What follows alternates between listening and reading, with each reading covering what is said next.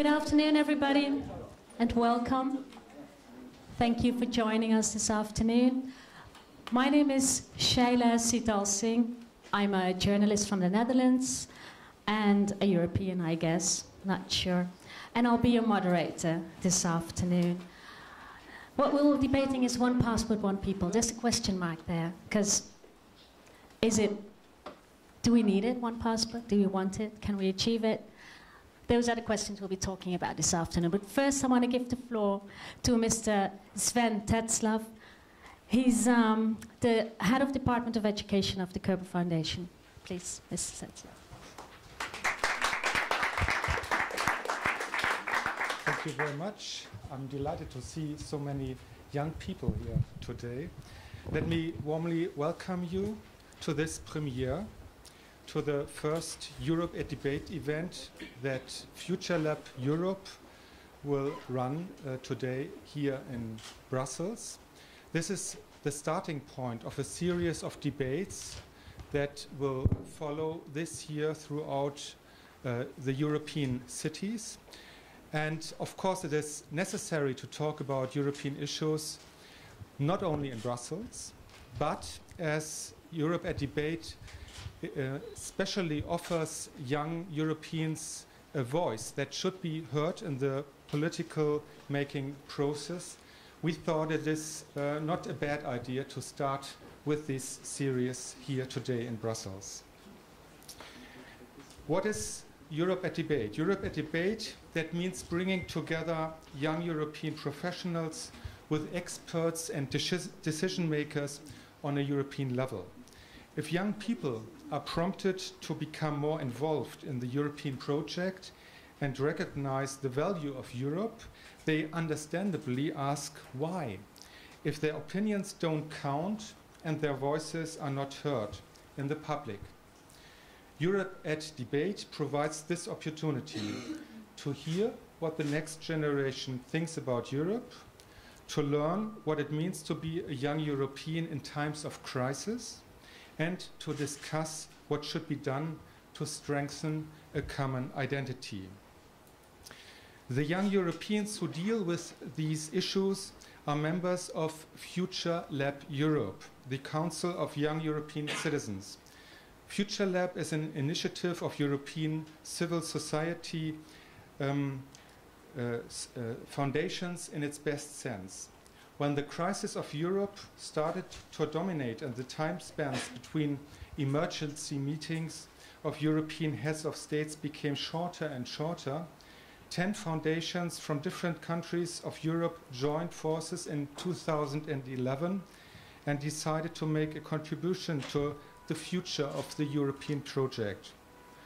On the initiative of the Kerber Foundation from Germany that I represent here today, these foundations grouped together in the European Alliance for Democratic Citizenship and set up FutureLab Europe as their common project, with the European Policy Center as the operating partner in Brussels. FutureLab Europe is an ambitious program, a program that wants to enable young people to get insights into European decision-making process, discuss topical issues with European and national policymakers and other stakeholders, and develop their own distinctive vision for the development of Europe. Members of FutureLab Europe are encouraged not only to make their voices heard, but also to take action in support of the European idea and to develop their own skills, ideas, and networks.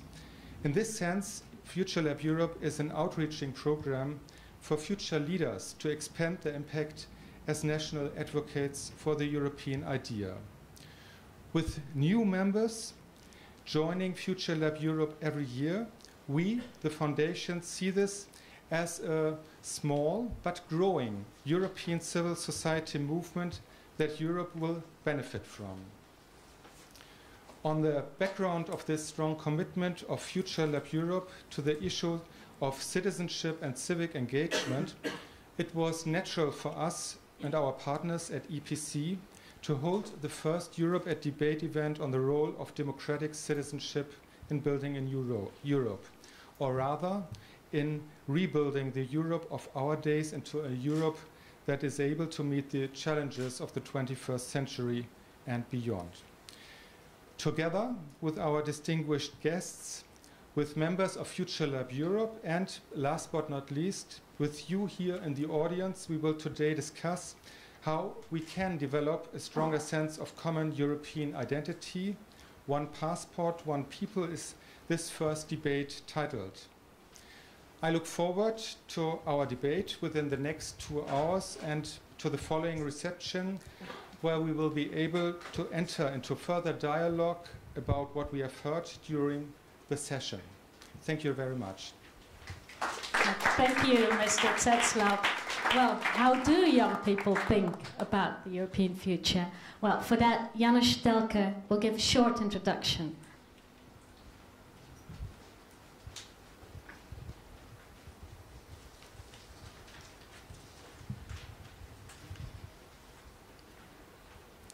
You know what the worst thing about metaphors is? They wear out pretty fast. Europe is at a crossroads is one of those. We've read it in newspapers, we've heard it from politicians, probably we've already said it ourselves.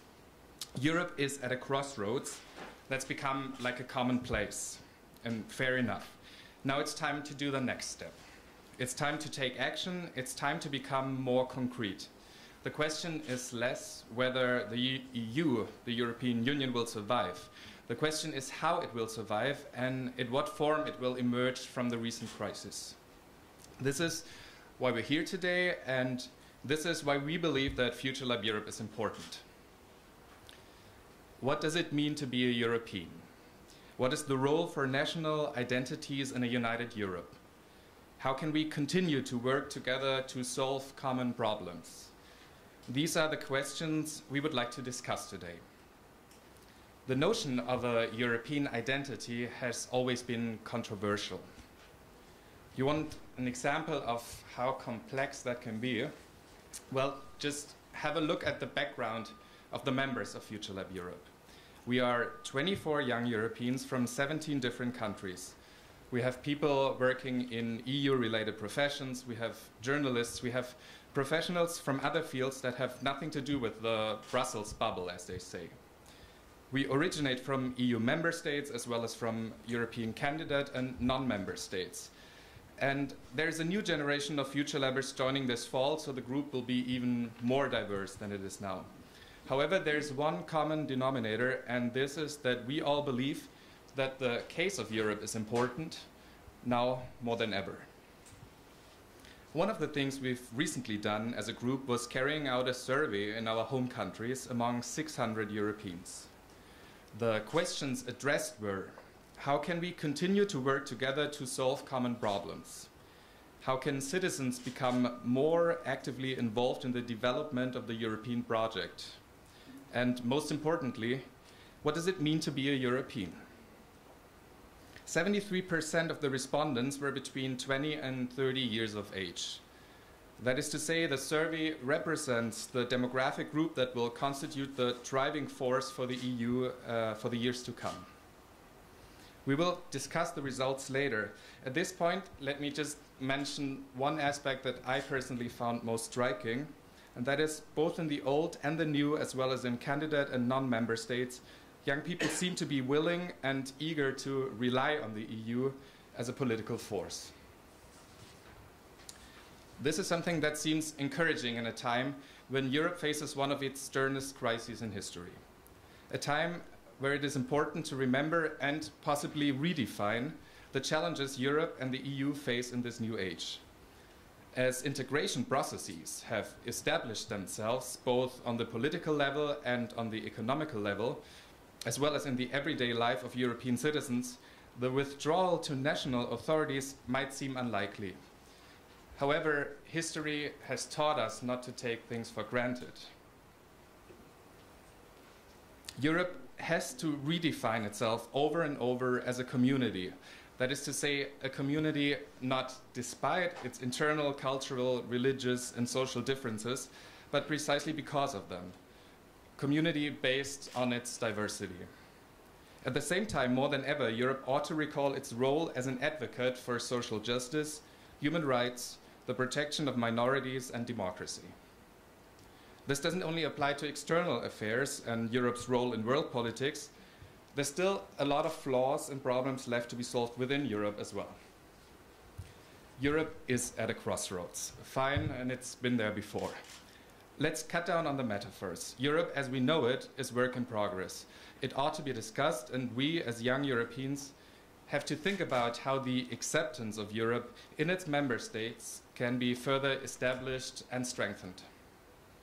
This has to start with dialogue and discussion, and this is why we're here today, to discuss Europe and a European identity, hopefully with lots of concrete ideas and concepts and less so with metaphors. Thank you. Thank you, Janos. Well, the first one to kick off the debate will be Gareth Harding. He's the program director for the Missouri School of Journalism here in Brussels. He's a former journalist. He has published on the myth of Europe. He was born in Wales. He's lived in Oslo, Prague, and Brussels. He has worked in a lot of the institutions that you see around Place Schumann here. And still he says he doesn't know what constitutes a European. Well, let's hear it from Gareth. Thank you.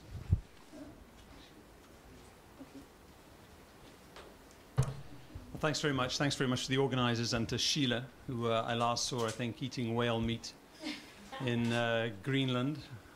Hope I don't embarrass you reminding of that on a press trip there.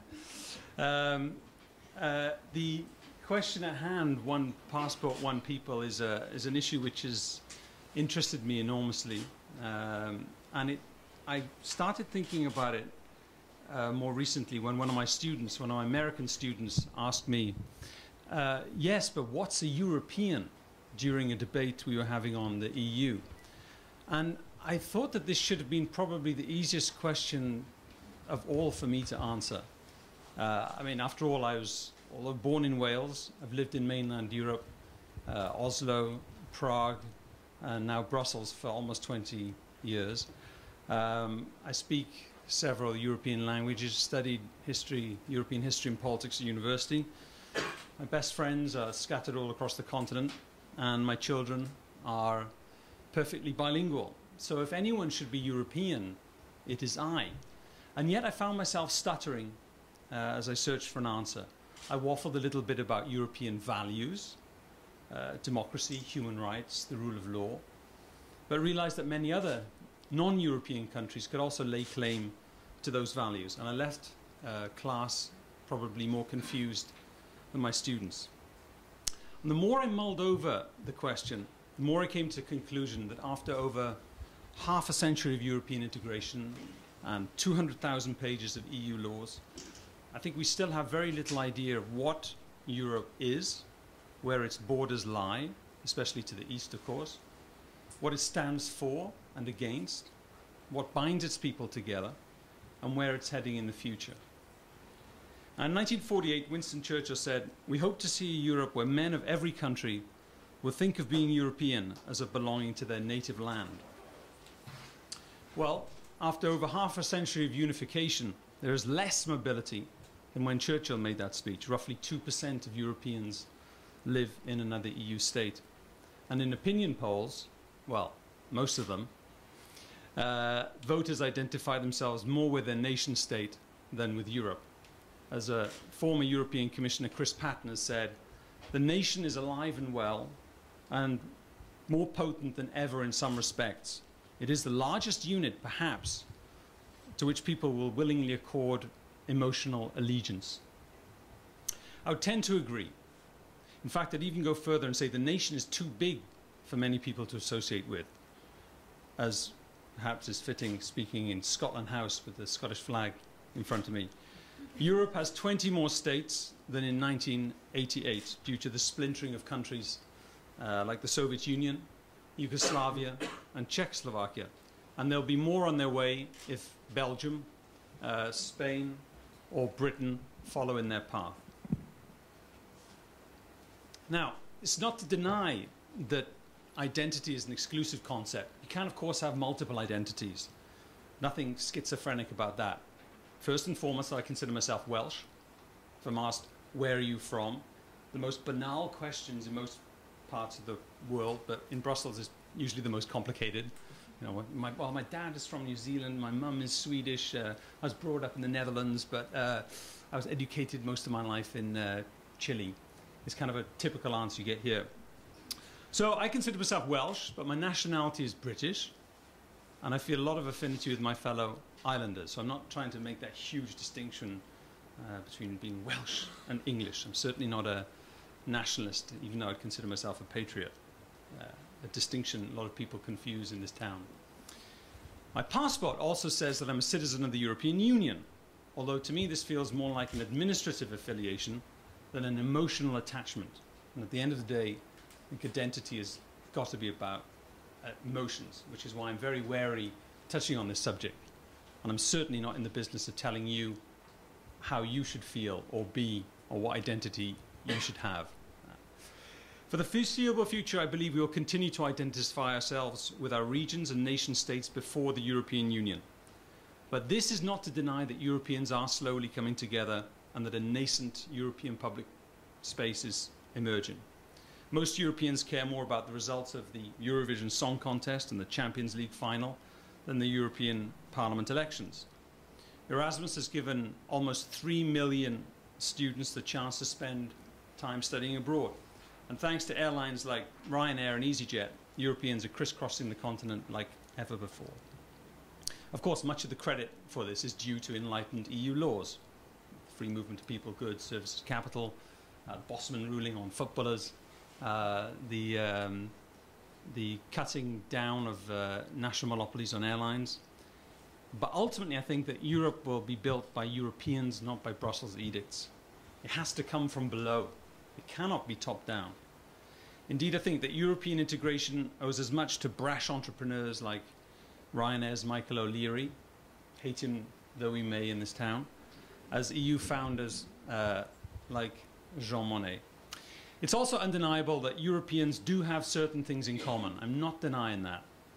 Most are non-religious and wary of war and concerned about the environment.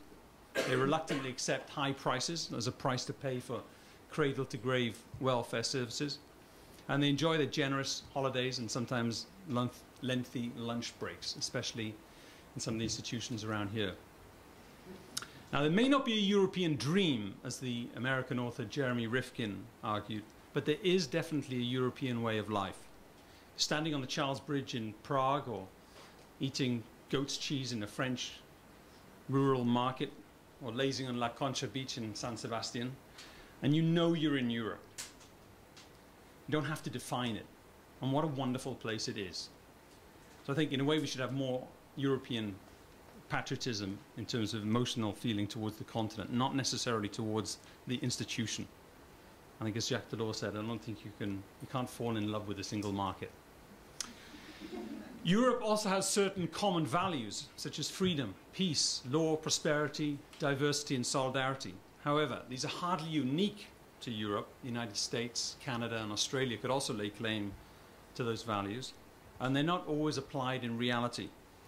For example, try telling Greeks about the prosperity they enjoy, or the Poles about the solidarity offered by the French after they joined the EU, or many other Central and Eastern European countries who joined, who immediately barred from working in other member states, which was hardly an act of solidarity.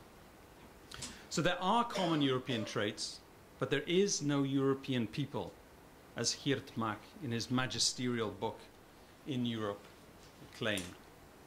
He continued. It's a book, if you haven't read it, I strongly, strongly recommend, by a great, great Dutch writer and historian. He continued, people need stories in order to grasp the inexplicable, to cope with their fate.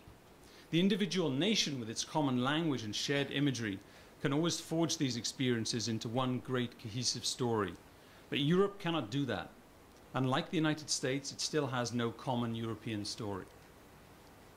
Now, there are huge differences between the states in America, but at the end of the day, Americans feel American and are proud of the fact.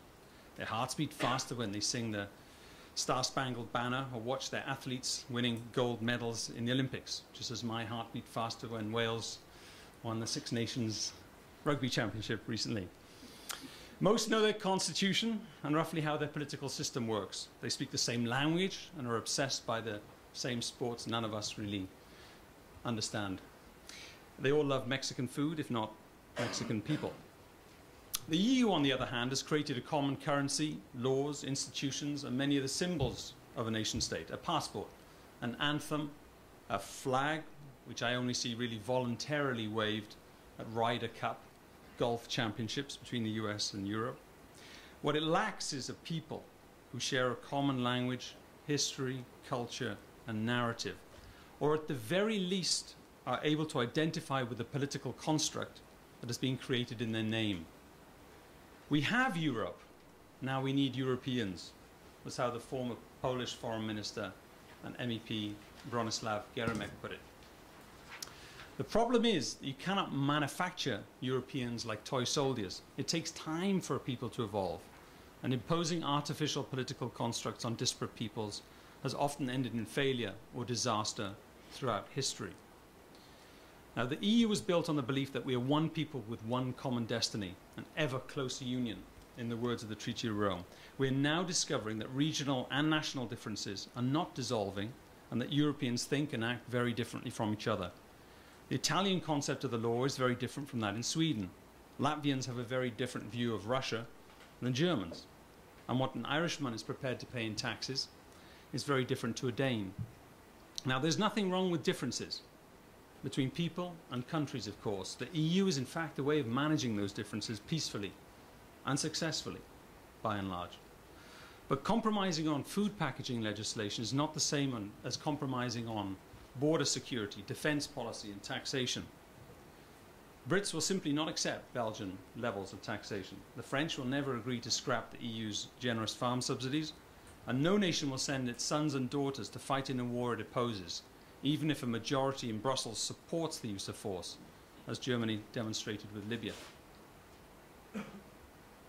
And this is the crux to me, because it wouldn't matter what the European Union was, or to a certain extent what Europeans are, if the EU remained a glorified free trade bloc that it largely was until the Maastricht Treaty, until the early 1990s.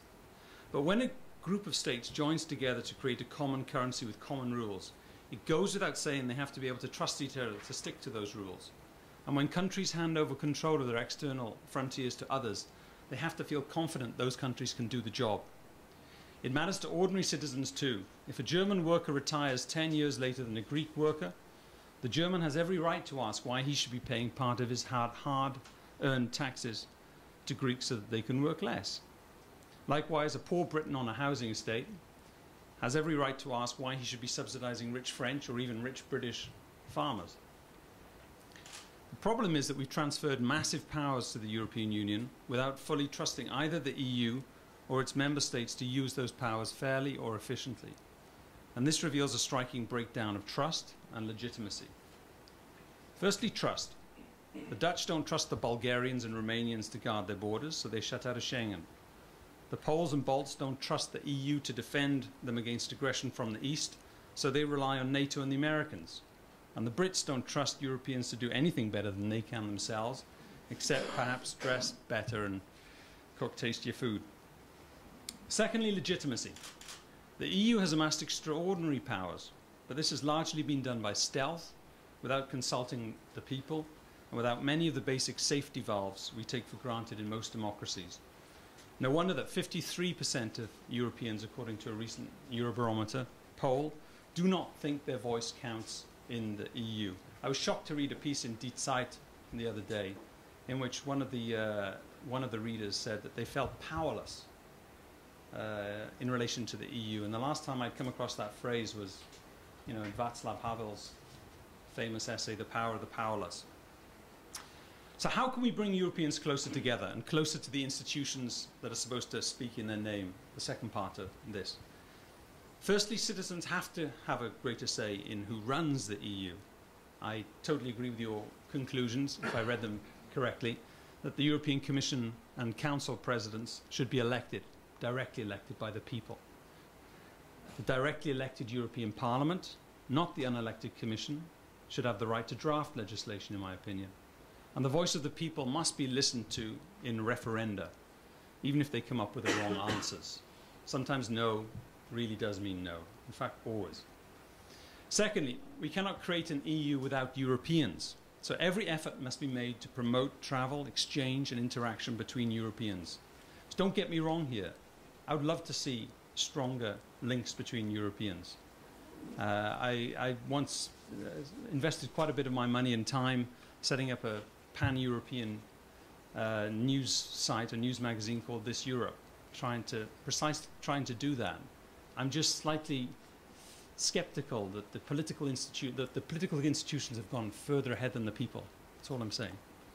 So things like subsidizing interrail tickets to allow young people to discover Europe, sponsoring European sporting tournaments and rock festivals, boosting the budget for Erasmus and foreign language learning programs. To me, these seem more sensible ways of building Europe and creating Europeans than doling out tens of billions of euro, a third of the budget still, to the 5% of the EU population who still farm the land. Finally, the EU has to do a better job of connecting with people. Instead of endlessly promoting or repeating pro-EU mantras, supporters of the European project should create a culture of debate by listening to people and entering into an honest dialogue with them. Create a conversation, the most basic rule of communications, instead of confusing information and propaganda, which is all too often the case. They should also occasionally admit they're wrong on the euro to a certain extent, or perhaps on the admission of a divided Cyprus in 2004, and have the humility sometimes to apologize. If the EU wants to connect with citizens, it needs to explain its policies using simple, clear language. But above all, it has to show how it changes people's lives for the better. If the EU can convince hard-working taxpayers in Milan, Manchester or Munich that it puts more money in their pockets, makes their jobs, streets and pensions more secure, and provides better schools and hospitals for them and their families, then it will succeed. If it doesn't, I fear it will creak, crack, and ultimately collapse. Now, I've been critical of the EU and the concept of European identity, but I don't want you to confuse me for a little Englander, the worst insult for a Welshman, or a Eurosceptic, or certainly not someone who's anti-European. I love this crazy, confused continent. Was it at the end of L'Auberge Espagnole, when they say l'Europe c'est un bordel? I think was the final words of that, and I'm in the best possible sense, it's a bordel. So I have no doubt that when I'm living in central Missouri for 4 or 5 months later this year, I'll feel more European than I do now. I'm also confident that my daughters will consider themselves more European than I do, which is probably a good thing.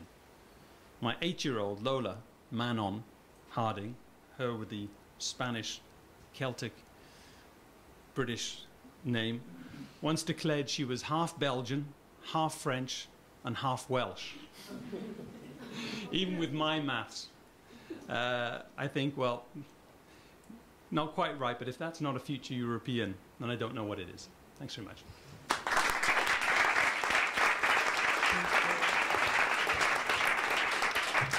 Thank you, Gareth, for an excellent speech. Okay, so no more EU propaganda. I now want to invite 3 FutureLab participants. Yes, please have a seat, Gareth. You know, I think it would be nice if you would sit in the middle, some, like here, and then we have Thomas Baumgartner, Apollonia Kahn, and Veronica. All right. Okay, well, we'll start with Q&A. I think you've all prepared questions. Let me kick off with one sort of thing I saw in the report. You're very optimistic. It's very pro-European. An amazing 56% of the respondents in your survey want a European passport, for instance. That doesn't quite fit with Gareth's statement that Europe lacks Europeans. So how does that come together? Maybe all 3 of you will want to say something on that, and then we can start asking Gareth questions. Let's start with you, Veronica. So I come from Slovakia, and I have to say, Yeah. so when I was born under the communism and the communistic regime, and then the Velvet Revolution came and democracy to my country, and due to re-establishment of Czechoslovakia, then I was just 4, and I was actually in the 3rd state, and I had the 3rd citizenship, and if you wish, the 3rd passport. And this was all without moving from one place, and it was all done just by political power in my region. And once I might have European passport, and my question to you would be, do you think this will be done by political power, or will this European passport represent the European nation? Yeah, I think they're all on. Can I Yeah. just take take each question as it comes, because I hate that Brussels, especially Brussels political thing of grouping questions into Yes, 3 no, we're and not then gonna avoiding group. numbers 1 and 2. Well, well, you know, I was looking at the other day when I was traveling to London, and, you know, above the United Kingdom, Great Britain and Northern Ireland, it does say European Union. But this, yes, absolutely was something decreed from above. I don't think there's a popular clamour for people to have European Union passports. I think it's, frankly, the kind of gives the feeling of Brussels telling people how they're supposed to feel. It's just got to come, I think, from the people themselves and from the bottom up, and it's going to take a lot of time. Maybe there will be a day when, absolutely, we do feel more European Union-ish than British or Slovenian or Slovak.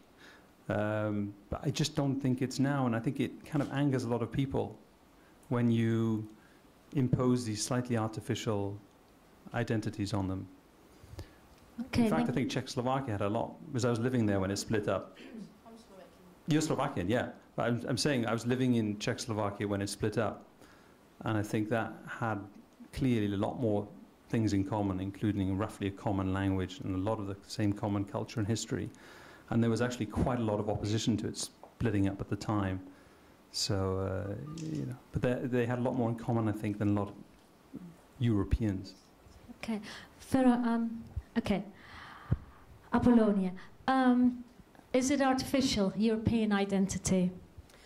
Well, I think we have the problem of the chicken and the egg, or the egg thing, because I agree with you when you say that the European identity has been built with more administrative than a feeling.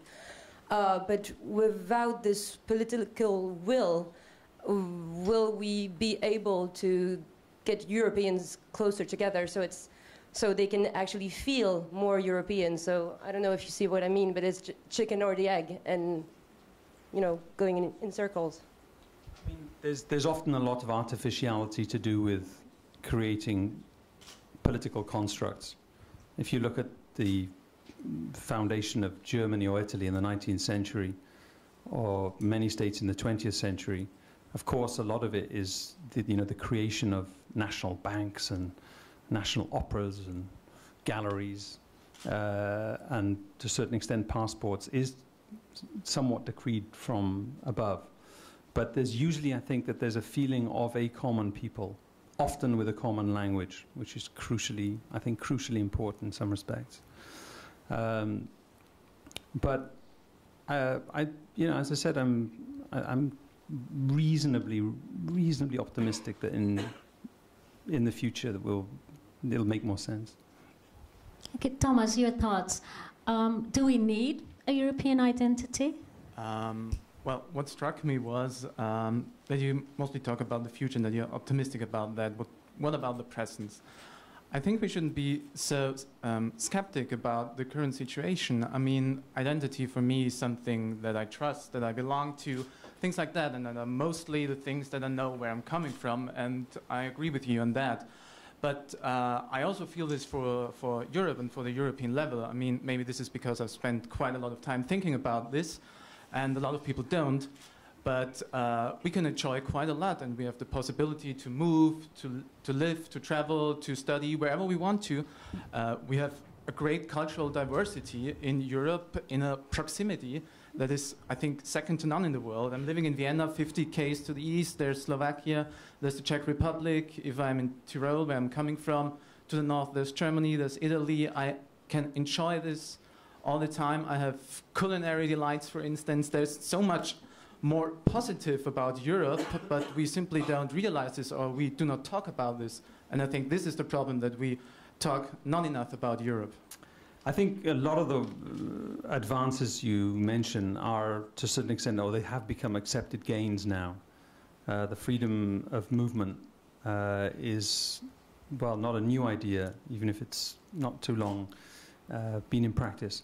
But when you talk about we, and we all enjoy these things, I would caution you, and I would caution many people in this room, because if I, asked at a straw poll and said, well, how many people here speak more than 2 languages? How many people here want to work in the EU institutions or have worked? How many people have been to the College of Bruges? Well, let's do that. Let's take the poll. How many people speak more than 2 languages, 2 European languages here? So what was the other one? How many people either have worked or work or want to work in the EU institutions? Look at that. How many people have been to the College of Europe? So we don't have the disgruntled masses here, I guess. How many people have done Erasmus? You see what I'm getting at, hopefully. That's a disproportionate amount of Erasmus students. That's fantastic. It started in my final year in university, and it's something I deeply, deeply regret not having done. It's a wonderful thing. It's precisely that sort of stuff which I think will create Europe and Europeans. But most people, let's be honest, most people, go back to where you came from. If you come from a region with an identity, or if you come from a kind of provincial town like I do, and speak to the hairdresser. Not that I'm, the best person to talk about that sort of stuff, but speak to your aunt or your neighbors, and try and get into a conversation about Europe and ask them what they think, and do they benefit? So obviously, Thomas, you benefit from Europe. Obviously you do. I mean, you're young, you're educated, and so do I, by the way. I've benefited massively, profited from Europe. But most people don't, I think. If you're a sheet metal worker in South Wales, or if you're is this really a European thing? This is also a national thing. I mean, you also have people within a country that don't want to move, but you don't say to the national level, well, why don't you tell them to move? I mean, it's good to have the European possibility to do this, and we shouldn't be, we should be proud to say that, and that it's possible to do this. It's great, and it's a wonderful thing, but we have to accept the fact that less people move now, less people live and work in another EU member state now than before the EU state was created, before the EU was created in the 1950s. So we haven't seen that mass mixing of people, which we all dreamed of, and which I think it would be a great thing. It's not like America, where roughly 10% of the population move to another state every year. And frankly, it's largely because of language. I mean, I know loads of Spanish now are learning German, and loads of Greeks are learning Dutch. But frankly, I don't think we're going to see a mass migration of people from Portugal to Finland because of linguistic and perhaps weather type reasons. Okay. Apollonia, you want to cut in on that? Spain is experiencing some difficulties now. Spain is... I'm from France, so I don't know that much about Spain. That's why I was confused. But anyway, just perhaps to change slightly the subject, you were saying that like 2 things. European officials must admit when they've been wrong, but on the opposite, perhaps we should promote and give a more positive idea of Europe, of what it gives to people. And is this possible to do both and be coherent in this approach? Absolutely. I think if something's not going right, and we have to admit that the EU at present is not going right. I mean, compared to the rest of the world, we've got feeble growth. We've got high unemployment.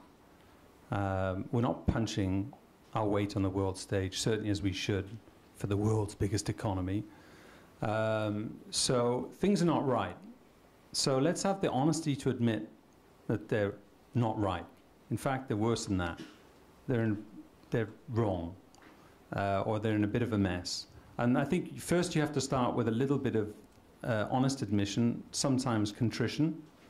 I mean, I would like to hear from some European officials some sort of apology or some sort of sense of humility or even just empathy, real emotional empathy to the Greek people who are partly suffering now because of the euro. I mean, partly they got themselves to blame, but partly it's because of this construct we set up called the euro and the eurozone, and the same in Spain to a certain extent. Let's just why not admit that? But pardon me, who is they? The EU. The I mean, EU, the but EU who and is the EU? Well, These are national representatives. Well, this part of the problem is that it's very difficult to say who is the EU because we don't have directly elected leaders in the EU. We don't. I mean, we have a council and commission president who are not directly elected. I think it'd be great if they were. But because what struck me during your speech, you never mentioned the responsibility of the national level. You pointed out a lot of deficits and flaws of the European Union, but this is also to a certain extent because of the fact that this sort of view that we have at the moment is a compromise. Yeah. Because national states do have some kind of reservation that we tackle problem on a European level, for instance.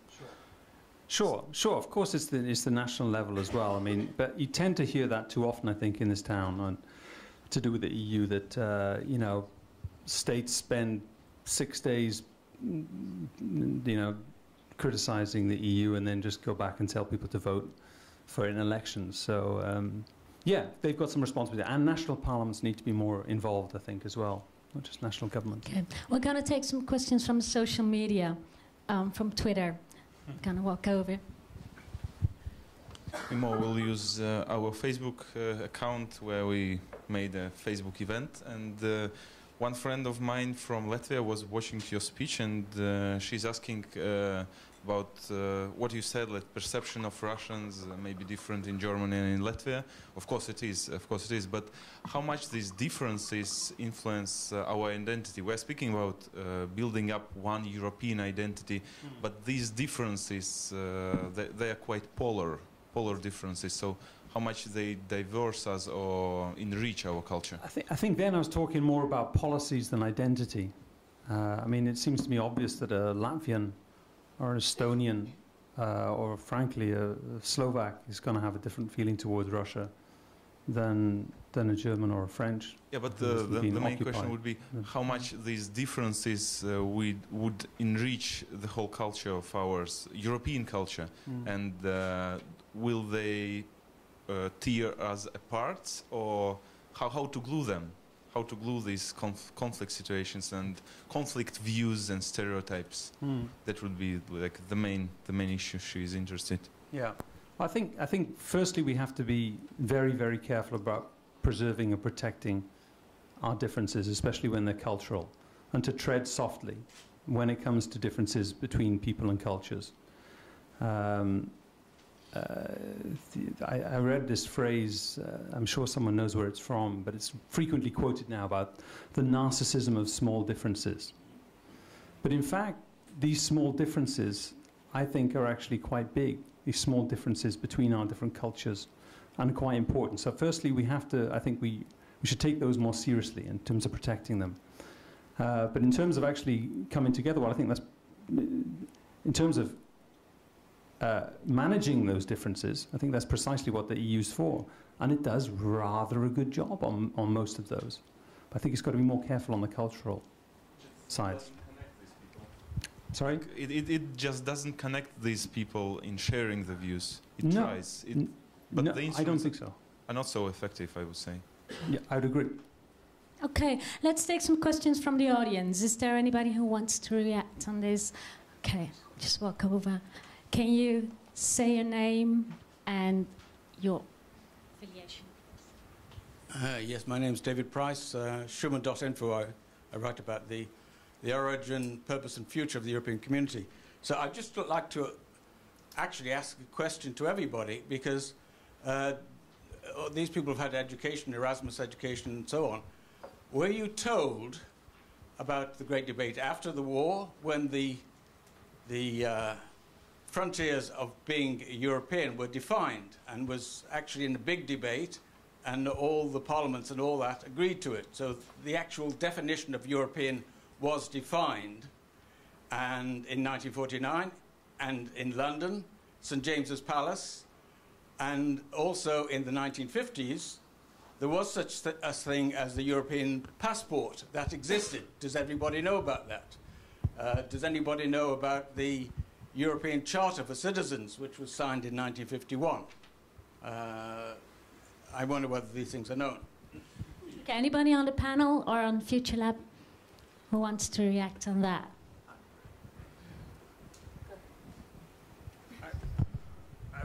I would love to hear from someone else in the audience, since it was largely addressed to them, but just very quickly, well, Europe was defined in the 1950s.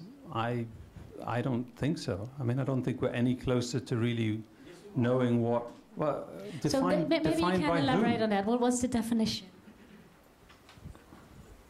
The concept of European was not defined by geography, and Schuman gave a speech, and the document was signed by all the foreign ministers and was debated in Parliament. And it was at St. James's Palace. It was the beginning of the Council of Europe, and European identity was defined in terms of European values, and this was actually constructed by a big debate inside the Council of Europe, which then became the Convention of Human Rights and Fundamental Freedoms. That is the basis of defining Europe, because it's the basis which depends on law. If a member state does not adhere to those, they can be taken out of the Council of Europe. Yeah. The passport, I have a Belgian passport at home which says Council of Europe, European passport on it. That was based on that definition. And there was a charter in 1951 at the signing of the European Community which defined the citizens' right to refuse to have you say it was not defined by geography, but Europe is. In fact, one of the articles in the Treaty of Rome says that to become a European Union member, you have to be a European country. So it's not just a question of sharing values, because otherwise New Zealand could join, or Morocco could. Remember, Morocco applied to join the European Union, was rejected because it wasn't in Europe. So Europe is about geography. And actually, we haven't really defined one person's Europe is not another's. Nicolas Sarkozy thinks that Turkey is not in Europe. How about Cyprus? Well, again, I think in the UN, in the UN, I believe Cyprus is a member of the Middle Eastern group. So geography, yeah, geography, I think, has become very political. And a politically charged subject. Okay. And we're still no nearer, I think, to really defining where the borders end. Is it Kazakhstan, who have European ambitions? Azerbaijan? Could they join the EU one day? But isn't this also a problem about Europe, that we don't know what it is exactly? So we cannot identify then with that. Exactly. But still, I want to come back to the diversity. It's still something good and something cool and something special that we have in the world. Absolutely. But we're not talking about this. Not enough. Absolutely. That's the problem. I think it really is special. Okay, we'll have another question. We're taking another question here from the audience. Please state your name and your... Yes, no problem. Professor Linston from the MNRC Newport Network. The question of European identity, is this artificial? Well, I'm wondering whether, why is there a need for an identity in the first place? I mean, is not identity artificial? Are we so afraid of tomorrow, of the unknown, that each and everyone needs to cling to this mental construct, identity? I think this is just feeding ammunition to the conceptual maze. And as long as the human being lives in the conceptual maze, democracy shall necessarily lead to division and conflict. So before speaking of free thinking, democracy, free democracy and so forth, I think the first thing to do is to try to unravel this problem of conceptual maze. Thank you. Thank you. On identity, does anybody on FutureLab want to react on that? Is it a construct? You're a FutureLab participant, right? So yes, I'm going to give you the floor. Thank you. My name is Lydia. As you may hear, I'm a FutureLab participant, and about the identity, well, there are a lot of artificial things, if you put the things that way. I mean, the culture is an artificial thing because we're not born as a cultural beings, but we're educated and we're grown in a society which determines us. And if the European value, and I agree that geographic posture is one of the criterion, yes, it certainly is, but that's not the only criterion, as we all know. And Mr. Harding, on your place and on your stand, I wouldn't be so suspicious about the role of the EU and about the economy and the fact that the EU did, because American economy does not stand in great as well in this time. And if we look that way, in the 10,010 and 10,011, then we should be all Chinese because that's the only growing economy. And with regard to the sympathy, I think that there is no place for sympathy in politics, and I don't think that any politician should express their sympathies towards Greece. Yes, they should find mechanisms to help, but what an average Greek has from the thing and the fact that German politician is sympathizing with him or her. Thank you. Okay, you know, what I find interesting, maybe you could delve more deep into that, is when Gareth asked the audience who speaks more than 2 languages, who works in the institutions, almost everybody raised his or her hand. Now, what we are facing in Europe today is this growing sort of gap between people like you and people who feel left behind. How do you solve that? I would like to hear from the FutureLab people on that specific issue. Maybe I can start with you. Well, I mean, we're all our forms, Erasmus generation, are a little bit different, and our opinions are different from the people or the people that don't have this experience. And talking about passport, that passport also impose some categorization on you. So if you have European passport, you are European, and this also brings you or imposes you some self-perception. Well, that's not an easy question to answer, and I think we need, you know, social policies that tackle these problems. But this is not an issue of the European Union. It doesn't have the competencies for that, not at the moment.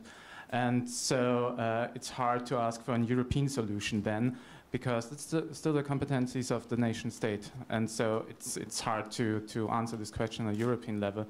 But I think it's important to shift somehow the priorities that we are currently having, and we are only talking about austerity measures, et cetera, and we need something like a real growth pact, or like we had after the Second World War, a Marshall Plan that initiates measures that will help the economy, and not only the economy when I'm talking about banks, etc., but the economy that touches most of the people. Mm-hmm. I think that is necessary. Mm-hmm. I think it possibly a little bit of populism, in the best sense of the word. So whether it's European beer festivals or rock concerts, or European commissioners going into working men's clubs and speaking to the people, and possibly a little bit less conferences. That would be my solution for connecting with the people a little bit better. And also, but finally, to come back to what I was saying at the very end of my speech, was actually just making a difference to people's lives for the better. Putting more money in their pockets, or making their streets safer, or their hospitals better.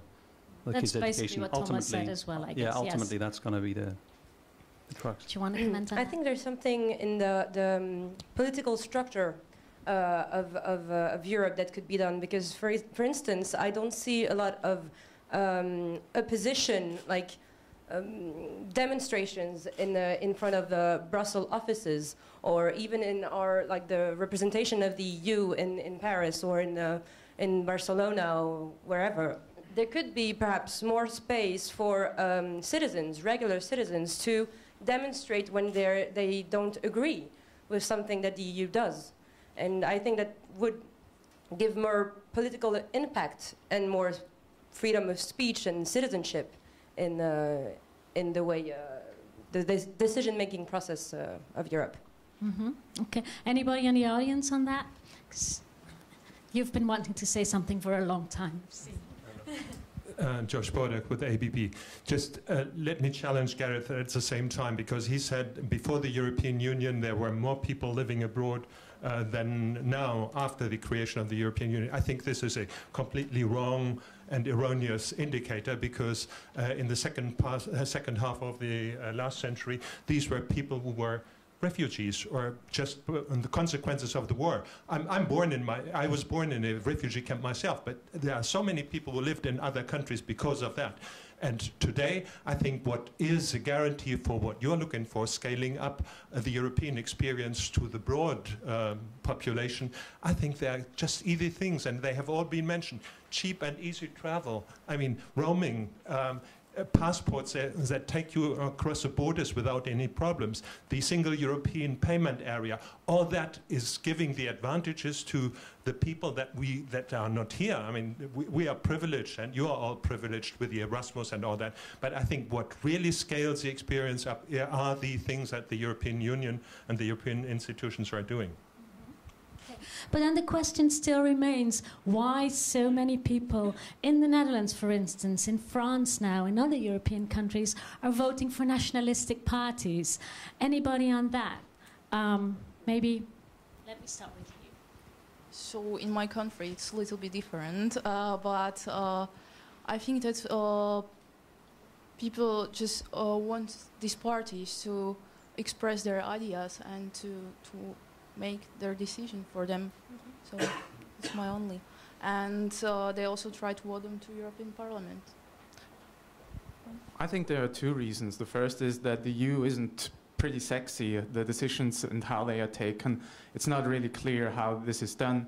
And the second thing is that there is no real debate or discussion about Europe or European issues within the countries and between the countries, and that is a massive problem, because people get involved and talk about issues when they think that their voice and their vote matters. And this is not the case for the European Union, because we don't have real elections.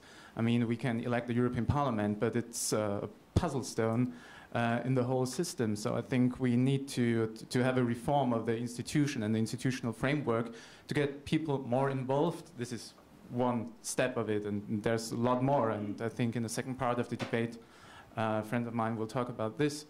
But I think there are two sides of this coin. Basic fear. Like in 1929, at some point, when we reach an economic crisis and social crisis, we tend to narrow back to our identities, that core identities. And, well, in France, the elections and the campaigns show it very, very well, that when, Bayrou says we need made in France, fabriqué en France products and labels, we are just, okay, so we are going backwards on this point. Well, at least I think so. Anybody in the audience have another question? I think we still have some time before the commissioner arrives, do we? Oh, sorry. I'm so sorry. I was so busy walking around. Welcome. Thank you so much for joining us. Excuse me. I take one last question. It's actually not a question, it's more a comment to what was said earlier. My name is Matilda, I'm from the FutureLab as well. I think Gareth was at it earlier when he was saying that a no is not a no. I mean, yeah, the Europe has to live up to what it's been, you know, if the people says no, it's a no. And I mean, in the Netherlands, there was a no. Did that make it a no? No, not really. Another issue is leadership. Where's the European leadership? I mean, when you talk about the crisis and you talk about fear, yeah, that's because if you're a small little citizen, who are you to look up to? I don't, that's not only on a European level, that's also on a national level. I think political leadership is something that's lacking largely. Thank you. Sure. Well, okay, thank you very much for this discussion. We're moving on now with the next part of our program. Thank you so much, all. Yeah, give them a big round of applause. We'll now have a presentation of the FutureLab report by 3 members of FutureLab, Stefania Alamenta Lopez, Marian Kramer, and Nevena Janovic, please.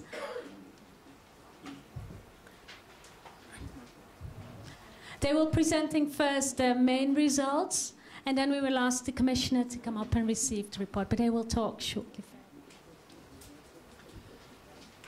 Well, Honorable Commissioner Malmström, ladies and gentlemen, dear FutureLabbers, it's our pleasure today to present you the results of our small survey, One Passport, One People, the role of democratic citizenship in building new Europe. This survey was initiative of 24 young European people, participants in this FutureLab Europe project that in the late 2011 and early 2012 carried out one small survey among almost 600 of young Europeans about their own views on European identity and the future of European project. This survey was carried out, as I said, almost in the whole Europe, in old member states, in new member states, but also in the non-EU countries. Each FutureLab Europe participants contacted at least 20 young Europeans in order to find out what does it mean to be a European to them and what does it mean European identity to them. The most of the dates were collected using online questionnaires. Some of us collected dates in face-to-face interviews. Some of us took video cameras and make some small videos. But the point is that we got very different opinions and very different points of view. What does it mean to be a European for young people between age 18 and 30 from different parts of Europe? Our target group, as I said, are young people, and if you ask me why we decide to do it with young people in Europe, let me say that it's because they are recognized as a driving force for the EU in the years to come. Our group was very divided by a lot of different criteria. We were divided by age, by nationality, by occupation, by education and profession, but we got some very satisfied results. And it's my pleasure to yield the floor to my colleagues that's going to present you the actual results and make some conclusions on that. So after that, we are open for all your questions and comments. Thank you for being here today.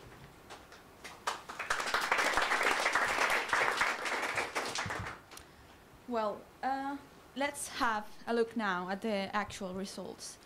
In the survey, all respondents were asked 3 multiple-choice questions, and they had the opportunity to comment on their answer afterwards.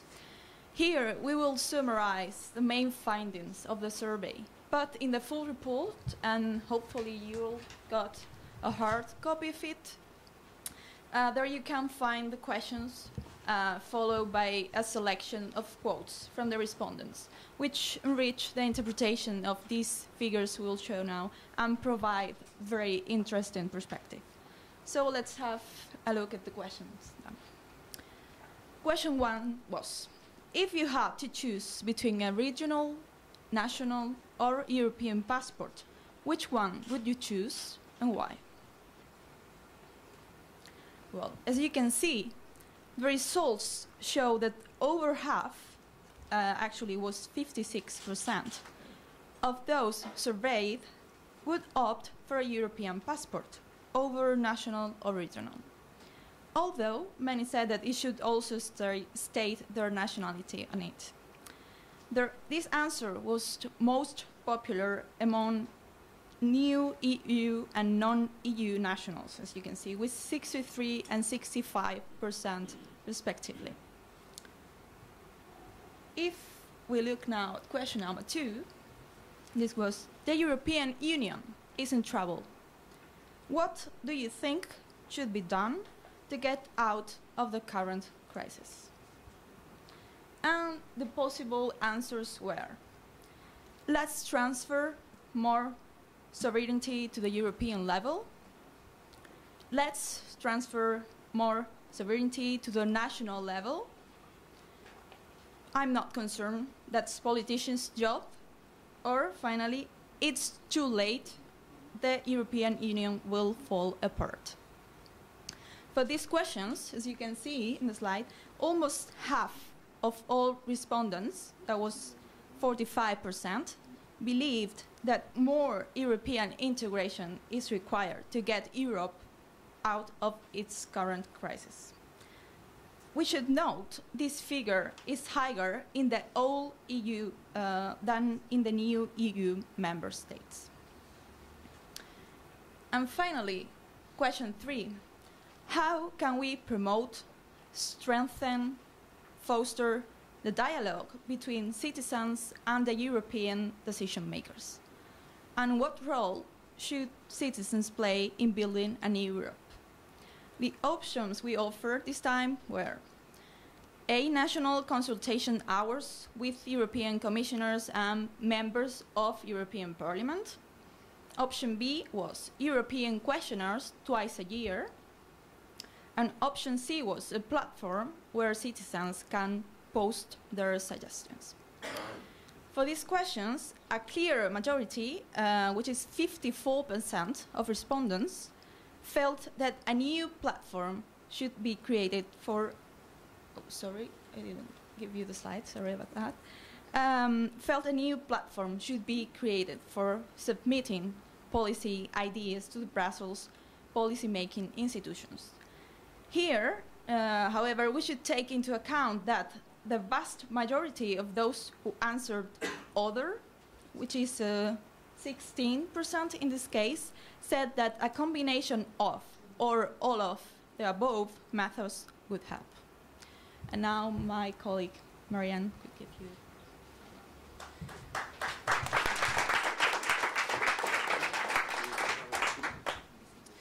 Across the old, the new and the non-EU member states, our respondents were all very young, highly educated, and almost without exception earning their own wages or continuing their education. In being so, they are by no means representative for the whole of the Union. But what they are is a representation of a group within our generation of very active and resilient citizens that have seen the European decline, the European prosperity, the European potential, and that are, according to our survey, still very much willing to sit up and take an interest in the European Union. According to my humble opinion, the answer to the question of today, what is identity, is that in our day and age, identity is multidimensional, is open-minded, and is dynamic. And I believe that any European Union that could display the same characteristics would definitely have a place in our life. Thank you. Madam Commissioner, please.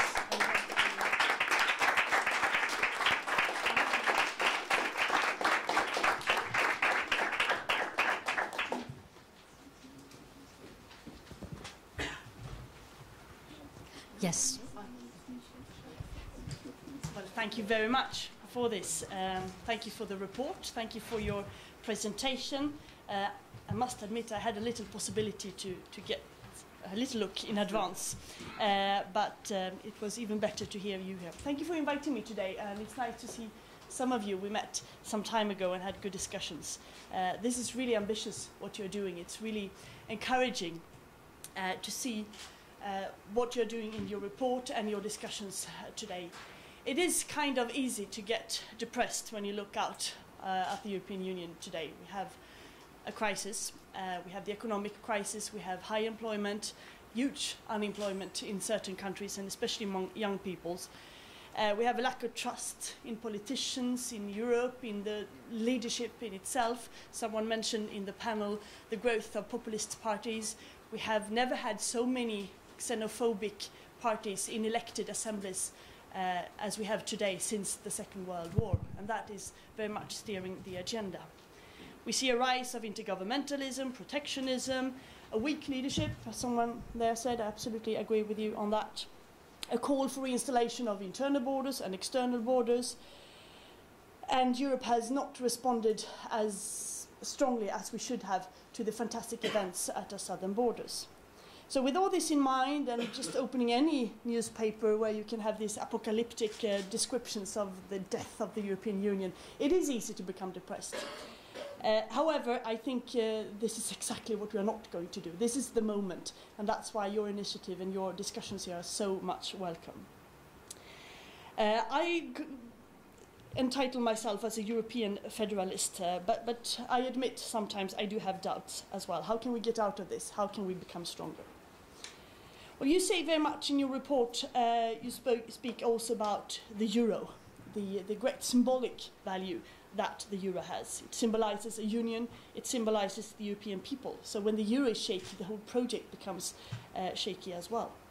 And we have seen just across the street prime ministers running back and forth for quite some time now to crisis meetings to try to handle this crisis. And just before Christmas, there was a really gloomy feeling when the European Council broke up. And there were discussions, have we now created a two-speed Europe? Will it now fall apart? Is this the end?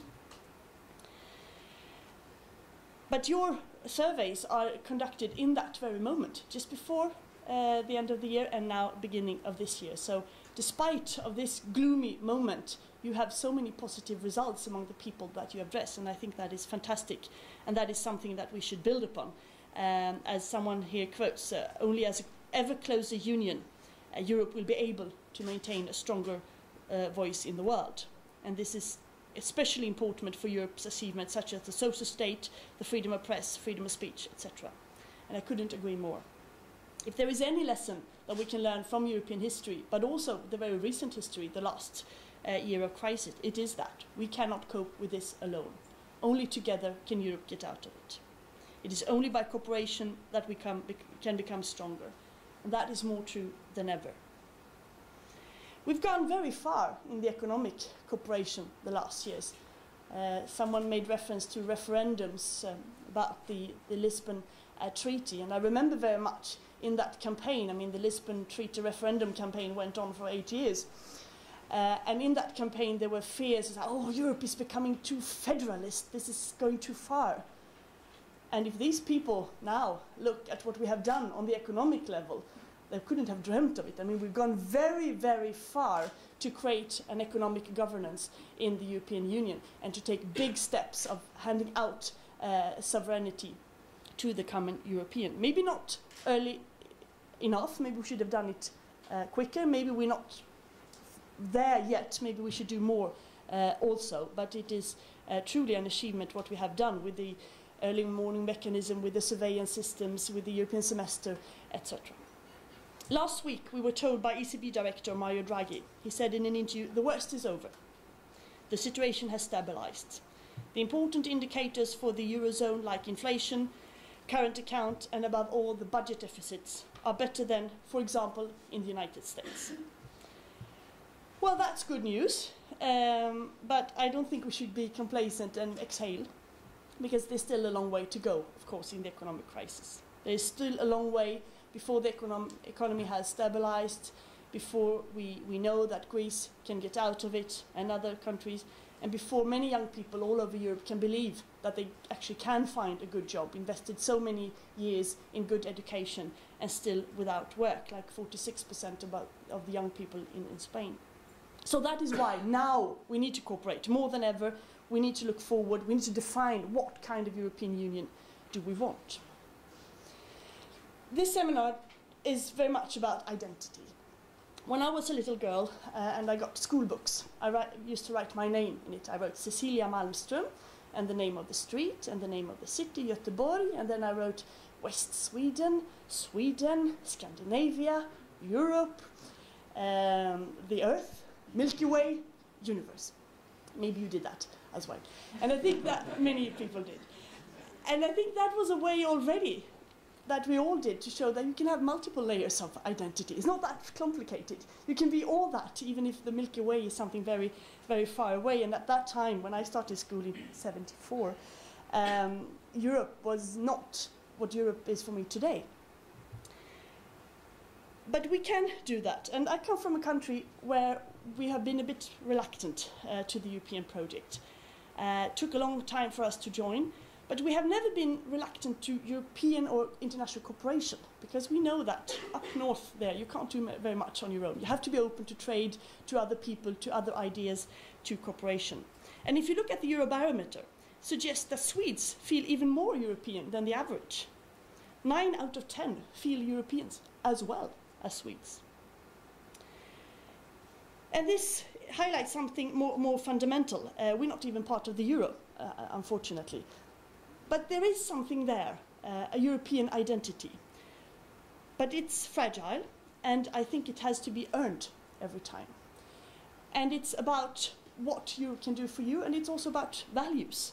I mean, there's no monopoly of European values, even if we want to define certain values as European. Human rights, freedom of speech, democracy, no to death penalty, etc.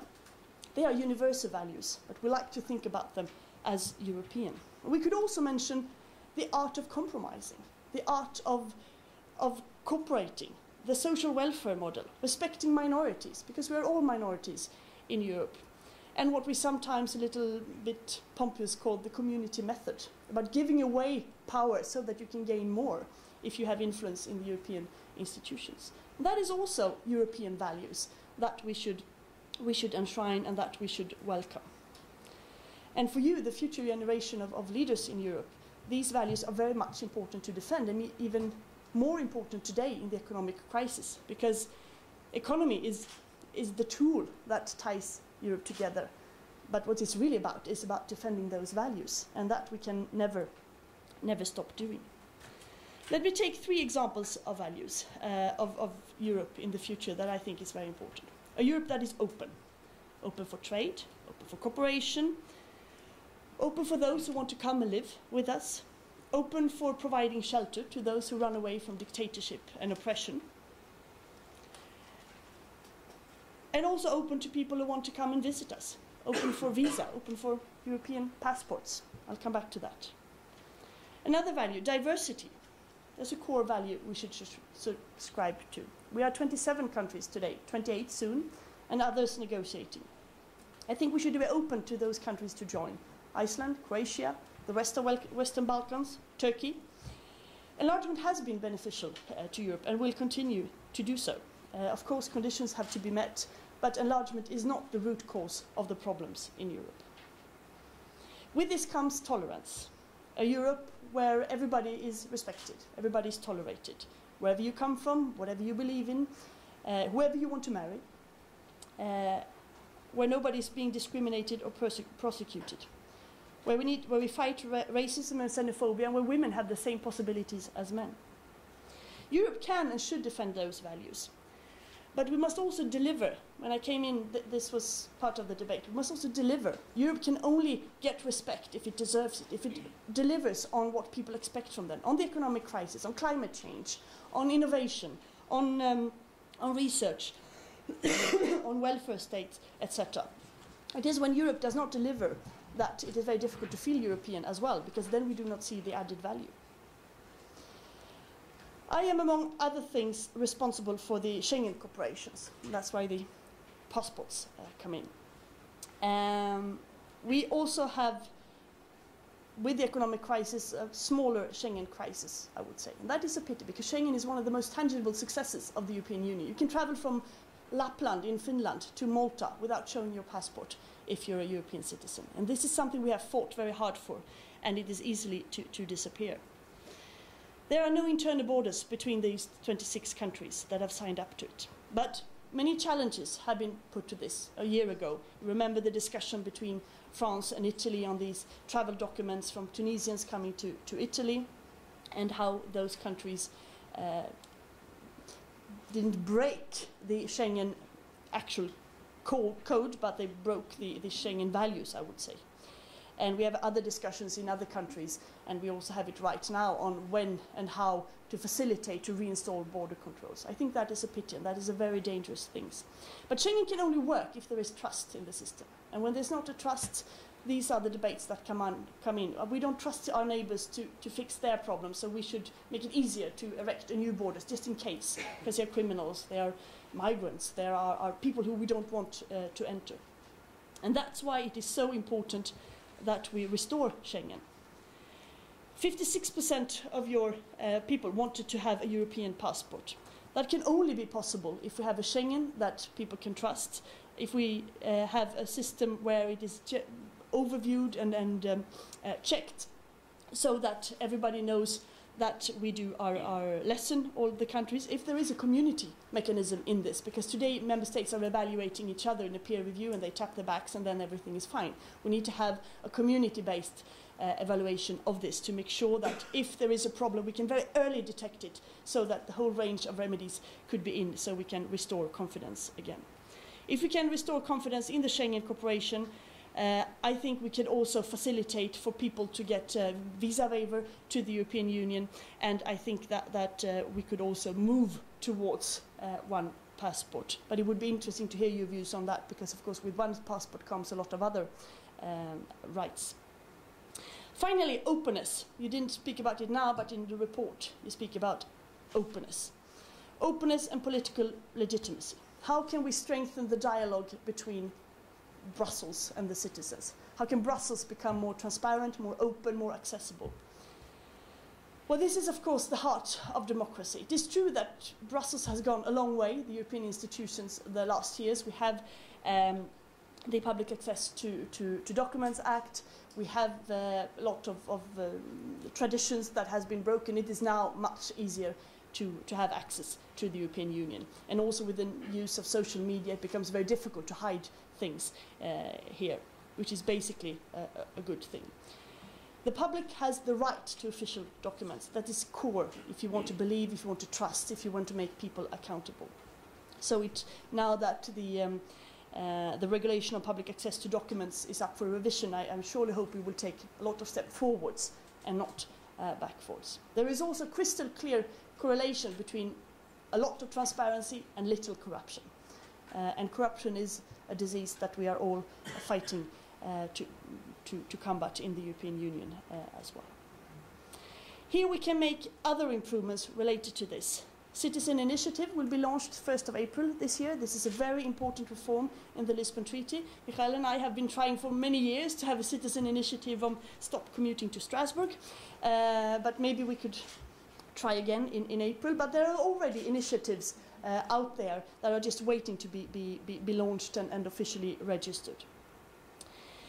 New technique, new digitalized society, we're witnessing a great development with politicians trying to interact on blogs, on Twitter, on other type of media. I can tell you, as this is a very closed assembly here, that the Commission service is actually quite nervous about more and more commissioners blogging and tweeting, because they can't control it.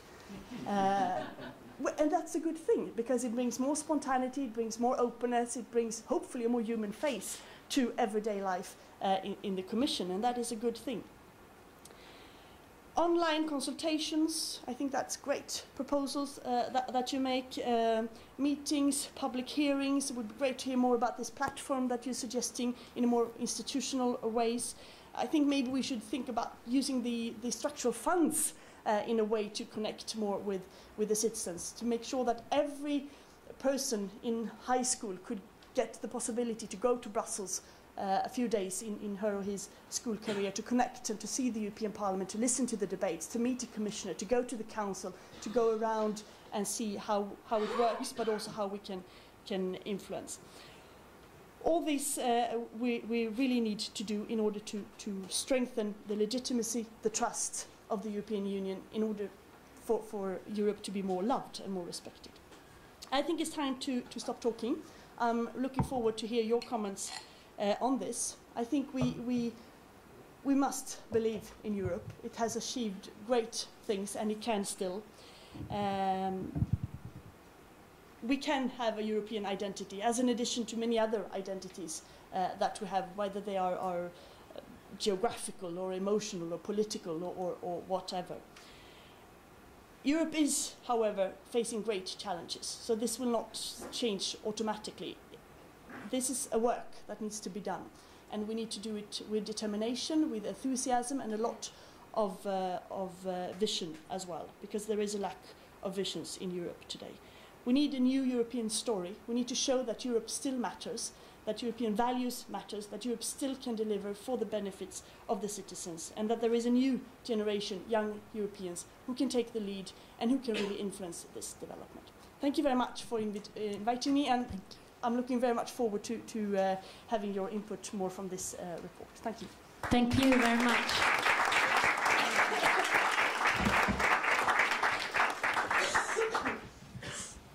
Yes, you can all have a seat. May I invite you to sit in the middle? Yes, that would be nice. All right. I think all three participants have prepared questions for you, so just let's kick off with Estefania. Actually, Marianne is going to be first. Marianne's going to go first. Actually, maybe we should best start with a very simple question, Madam Commissioner. What is your identity? How do you perceive your identity within Europe? Thank you. Well, I think I have many identities. I'm a European. I'm a Swede.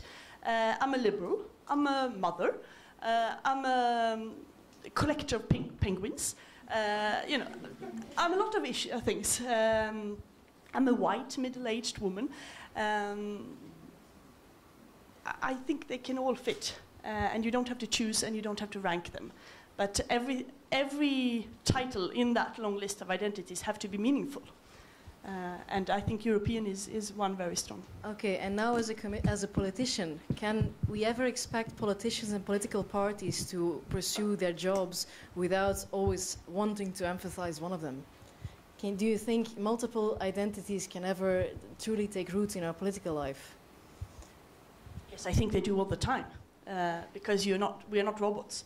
And all the identities that you have, whatever is important for you, influence your work.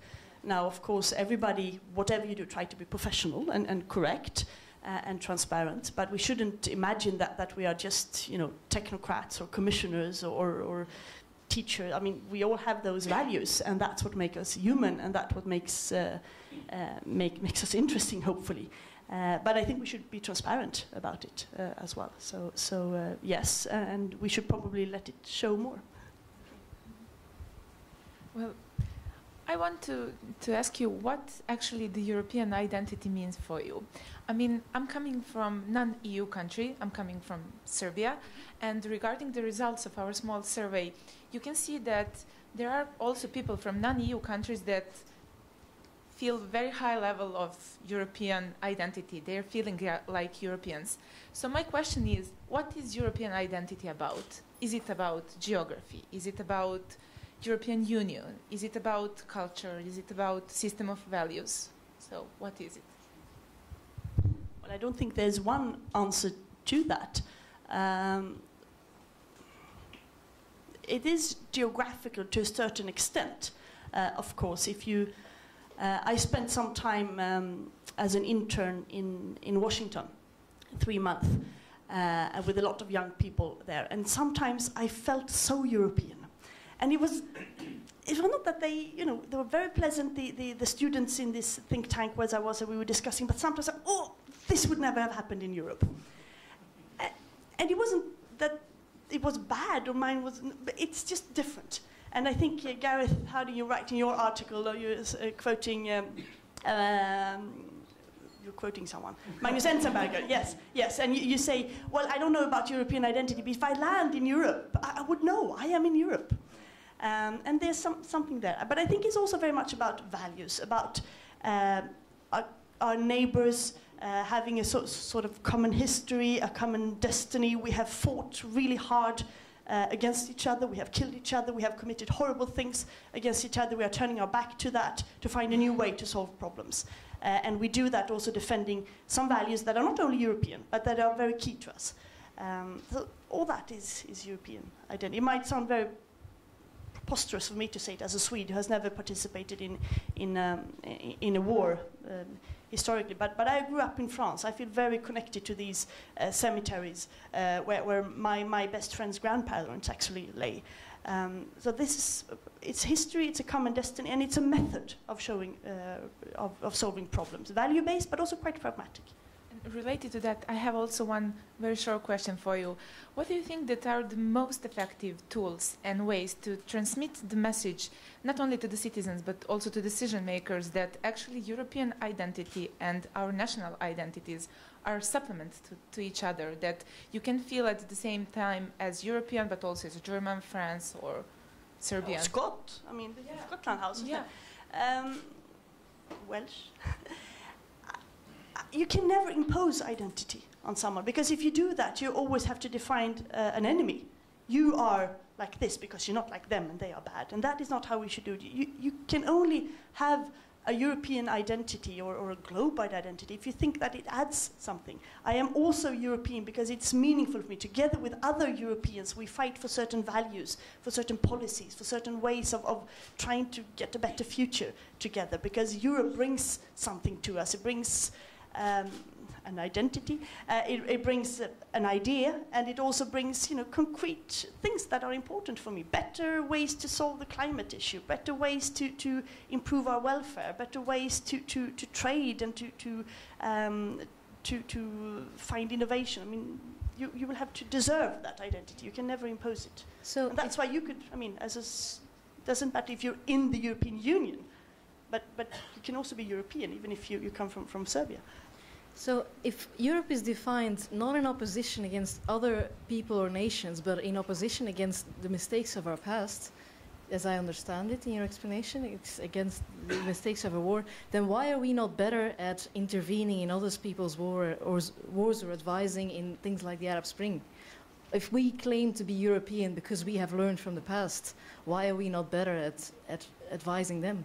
That's a very good question.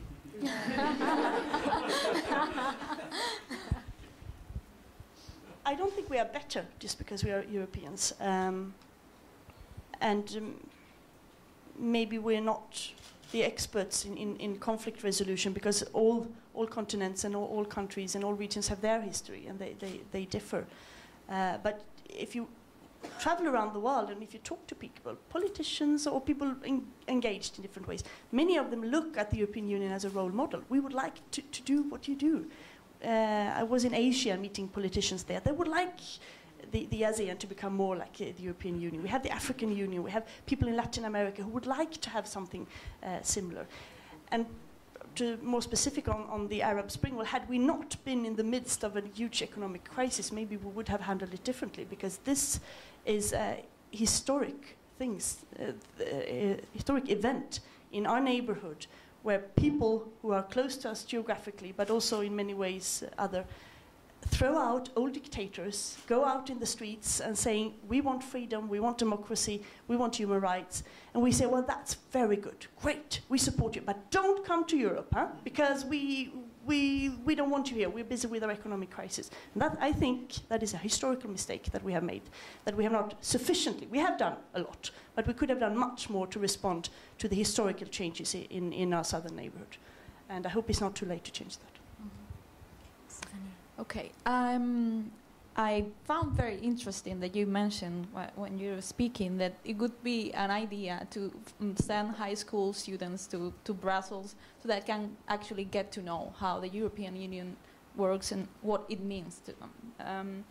So I thought that was actually a very good idea, in the sense that when you're an adolescent, you're building your identity. It's a crucial stage. So what do you think the role of education should be in building an European identity? Well, again, you cannot build and impose an identity. So that is why I'm always a bit careful when we talk about Europe should promote, education should promote good Europeans. I don't think they can. But of course, by serving not only history, but also the past and showing how Europe works, that's an important part. And I spent 7 years in the European Parliament as an MEP, and I have lots of school classes coming visiting. And every time they came and we took them around and we visited, sometimes it was a debate in the plenary, and they could sit there and listen. It could be any debate about the very technical thing, but there were people speaking in Dutch, in Slovenian, in German, in Swedish, in French, and there was something happening. You see, wow, they actually, they actually try to solve these problems, and they use their different languages, and they agree in the end, and there's interpretation, and they scream, but then they go to the committee and they make arrangement. I mean, it's very difficult to read about this and to teach it. I worked as a teacher many years as well, but to show them. So I think it would be good use of structural funds. I haven't spoken to my colleague Johannes Hahn about this, so don't run telling him, because he would think that I'm illoyal now. But to bring everybody there and to spend some time in the council meetings or in a commission meeting, or just walk around and talk to people. I think it would mean a lot to at least get an idea of what a European identity can be. Okay. How would you explain the rise of nationalistic parties in several European countries now that are very anti-European? Well, I heard the last panel tried. I mean, there's no one answer to that. Of course, the economic crisis creates a very fertile ground for easy solutions, very populist answers, where there's always someone else's fault. And of course, it could be migrants or the others, or it's Europe's fault. Europe is not delivering.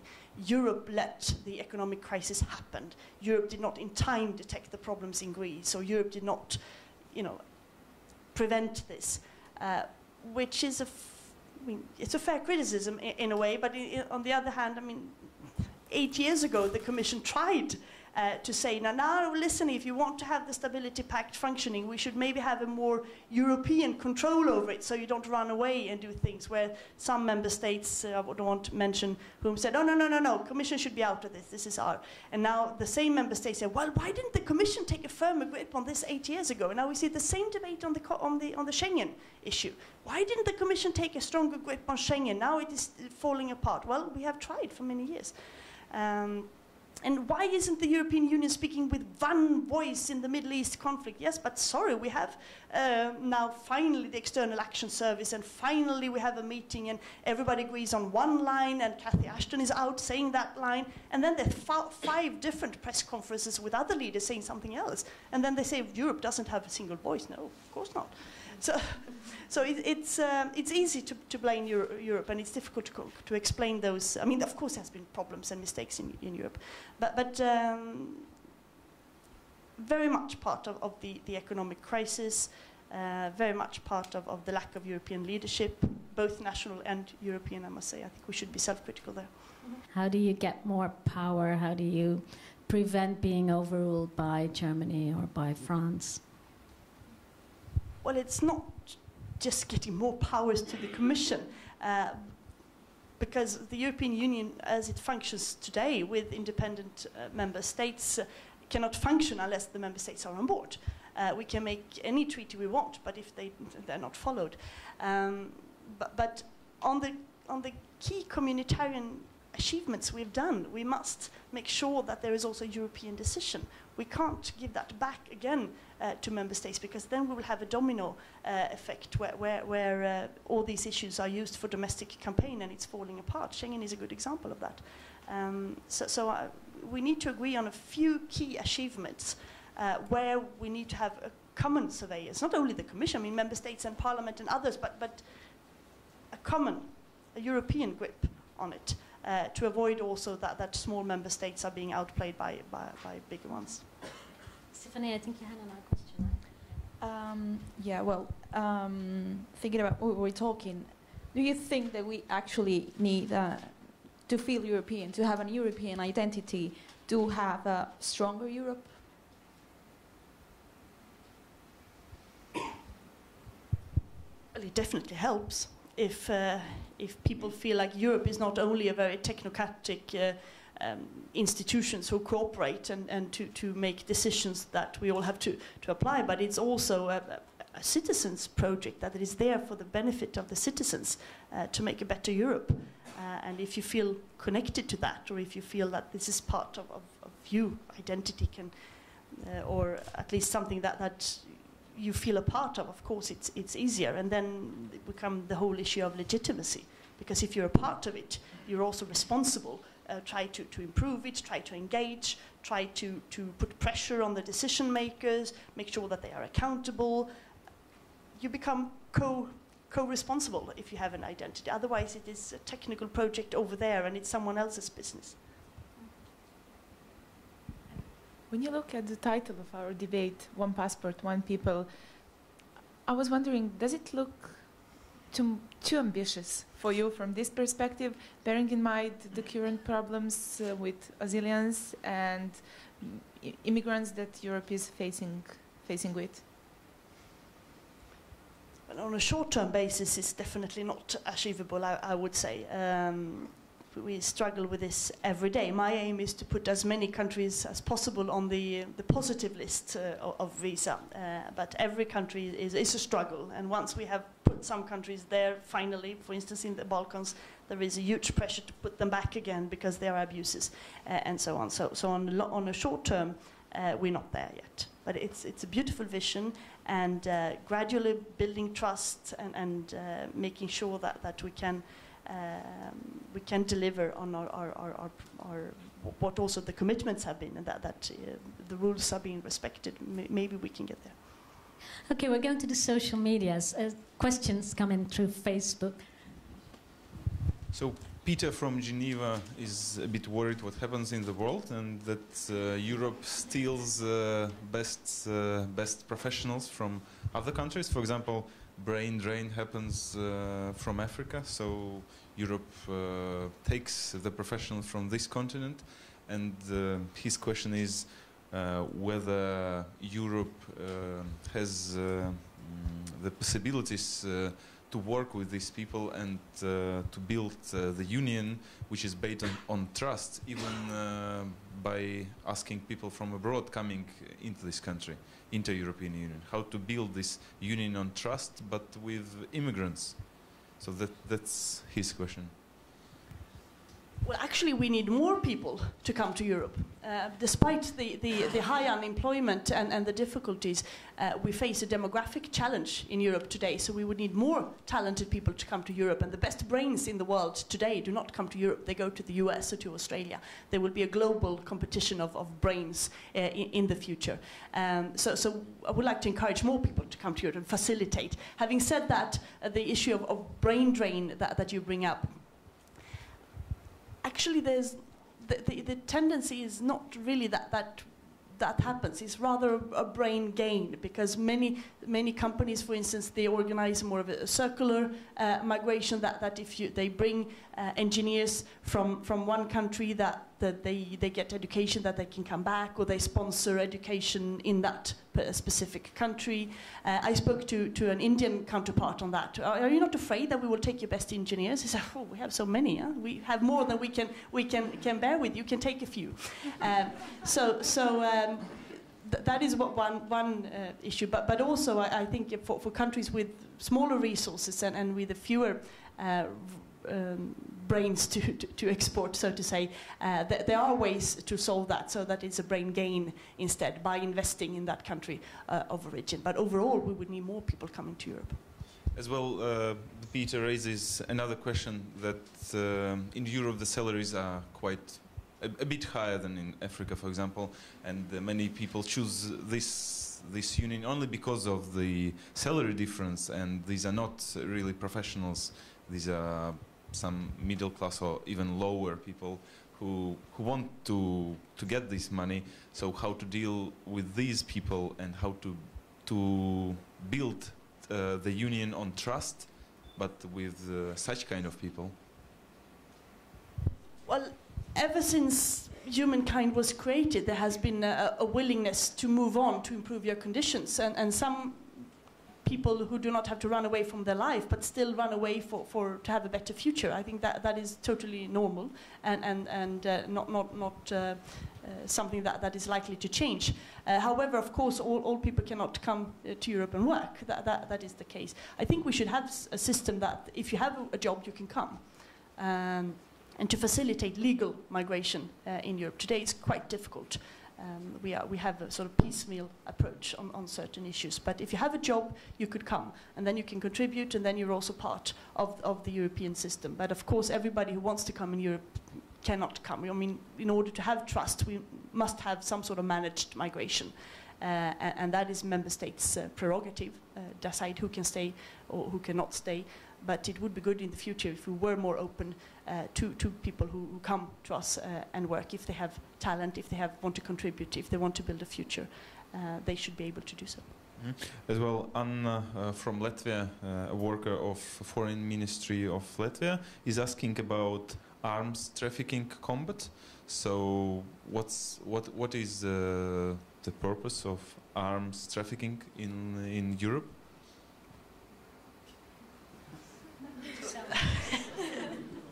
the purpose of arms trafficking and of illegal arms trafficking, that's a very successful criminal activity that we should fight. In terms arms trade. In arms trade, in how long perspective will this problem will be dealt? Well, legal arms trade. Illegal. Yeah. Well, we are trying our best to fight this. Trafficking in arms is a very, very, very successful, and it's quite an easy crime because it's easy to not get caught.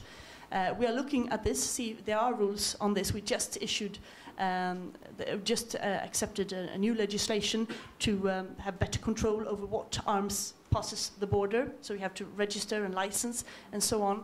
And also I know that Europol is doing a lot of important work in order to fight the traffickers and the criminal gangs together with the national police. We should probably look at if we can toughen the penalties even further. There has been quite spectacular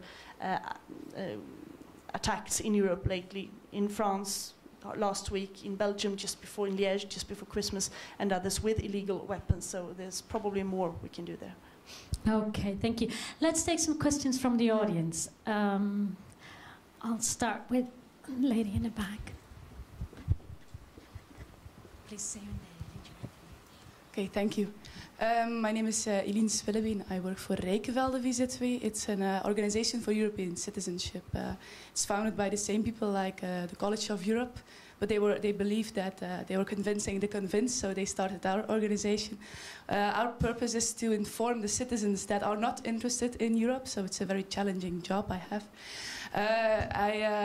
I've worked with a lot of people. I've stand in front of a lot of different groups from all ages, but also people that didn't study anything, that are just working in factories, which is, like is already said, a very challenging and interesting experience. I could advise everyone to do that. But the first thing I have to do is simplify the message, and you can discuss if the European Union is democratic or not, if it has a democratic deficit. But I think it has an information deficit. And if you see how much information comes from the institutions, like, for example, of the Commission, Europe Directs, the information offices of the Parliament, all these publications, I think there is a lack of cooperation between the different institutions. If I look at it, I have the impression that they are fighting each other to have the best publications, and it's all very interesting, but is there any progress on the cooperation between the communication offices of the different institutions? Because my audience doesn't care if it's the Parliament or if it's the Commission that says something. For them it's Europe. So I think they should cooperate more on the level of communication, and I was wondering if there is already some progress made on that matter. Thank you.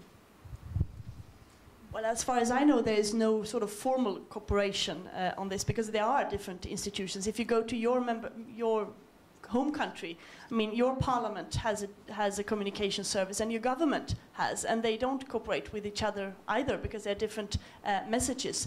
I agree with you that communication should be made more accessible and simpler, and we should get away with all these abbreviations and sort of Euro talk that is very difficult for many people to understand.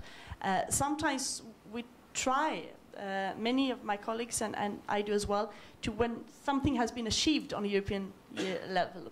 For instance, when a directive has been adopted that has, a lot, we think has a lot of public interest, that we can do joint press conferences with the presidency from the council, the commissioner and the rapporteur from the European Parliament, to show that together we have worked very much to achieve this specific thing, in order to show that we come from different angles, but now we have worked and we have compromised and we have negotiated and we have agreed. So this is probably something, but for the different press services to cooperate more formally, I think that would be a difficult step to take.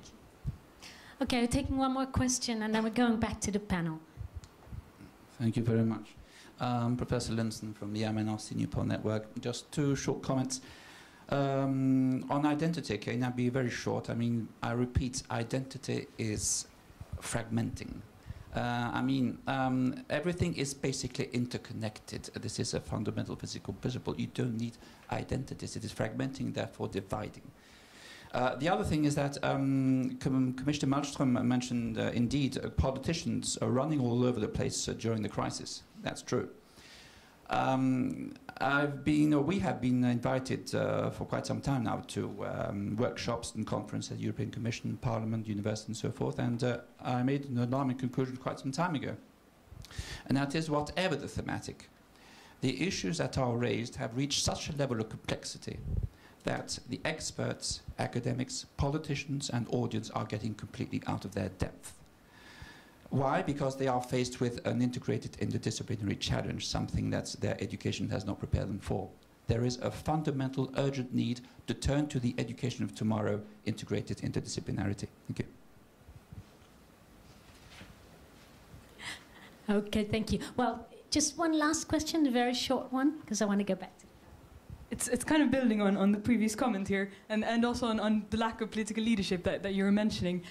Do you think the world has become too complex for good political leadership, or where's the problem? How would you create more? I don't know. I come from Limerick myself, the European Liberal Youth, and it's not like I see a bunch of aspiring flowers that will grow and save the world. I don't know. Not even in FutureLab. Maybe at FutureLab. Well, that's a good question. I can't answer all these questions. Well, on the other hand, if we didn't believe that we could have political leaders, human beings who are elected, who are or appointed, or at least are accountable to our citizens, and there are many ways to improve that, and we have discussed that today. If there were only super experts pointed in that, then they would be the end of democracy. I mean, politicians, commissioners do make mistakes, yes, and the honourable gentleman, I fully agree with you that we must have more interdisciplinary education in the future, absolutely. But if you can take 5 of the biggest economic experts on this crisis, and they will have 5 different, totally fundamental different views on this. So there is not one truth. And if we think that there is only one truth, then we're... No, I don't think so. No. It seems there are 2 massive PR campaigns to be held within Europe, one for the European institutions and one actually European nation building.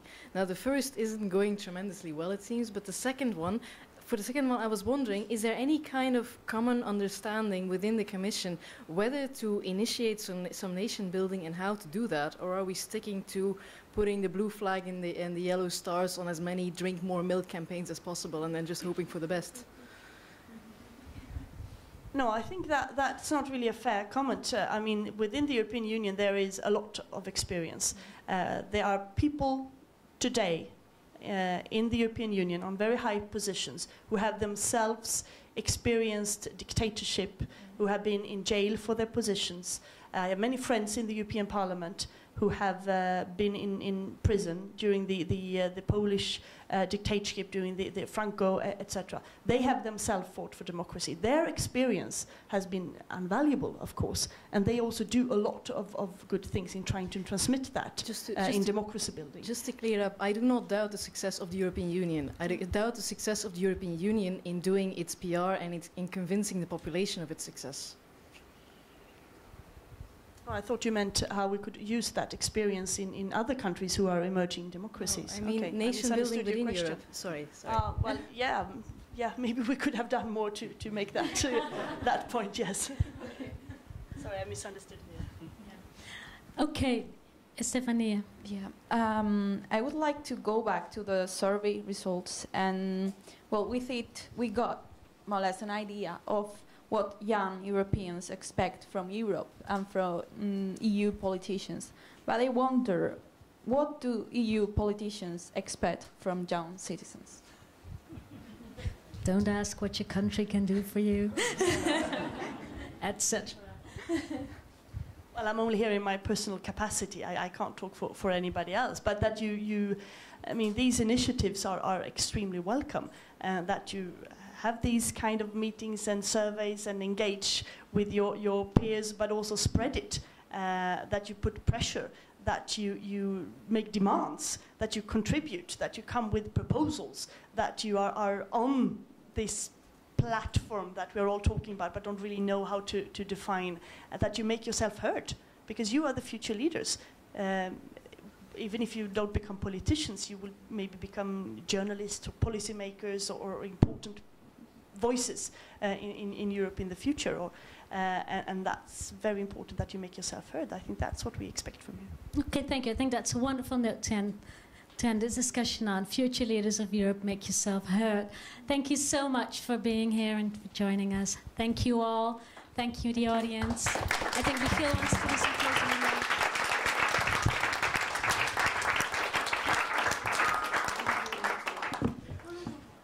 My name is Michiel van Hulten. I'm the FutureLab course leader at the European Policy Center. So I have the privilege of working with this talented group of young professionals on a daily basis. It's the second time they're here in Brussels. They were here for a week in September, and we hope to see them here again next September when the second generation of FutureLab participants arrives for a week of debates and meetings with top politicians, with people from the media, from civil society, so with many of you in the audience as well. It's a particular pleasure to work with this group because they are people from, it has been said before, from outside the bubble. They have jobs in their own countries in a range of different activities, in journalism, in business, in academia. But what brings them together, what binds them together, is the fact that they all share a passionate interest in civil society, in politics, in policies, and in Europe. And it's these kind of people that we need to convince to help build the Europe of the future if Europe is to have a future. So we're very pleased that they were here today. They did a lot of the preparation, if not most of the preparation, for this event. And so I want to, first of all, thank them in particular, the FutureLab participants who did all the work and who stood here on the stage and asked the questions to the Commissioner, to Gareth Harding, and led the debate for us.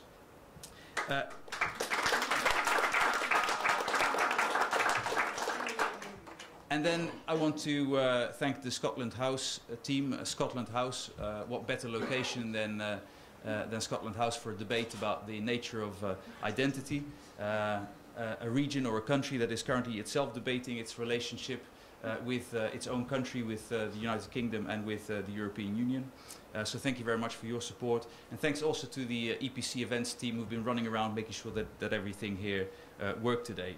Of course, I want to thank the speakers, Gareth Harding for his inspiring introduction at the beginning and creating some discussion about whether we really are European, and of course Cecilia Malmström for her words about what can be done in practice and for sounding an optimistic note when there is so much pessimism about what Europe can do in the future. And of course I want to thank our moderator, Sheila Sitalsing, who came over from the Netherlands to do this today. She's a columnist for the leading centre-left Dutch newspaper, writes a column every 3 times a week, and is a cheerleader for European integration and for the European ideal, which is not something that is very common in Dutch society and Dutch politics today. I have some gifts for you to thank you. I'm afraid we didn't know about your preference for pink penguins before we selected the gifts, so I just want to say thank you very much for speaking here today.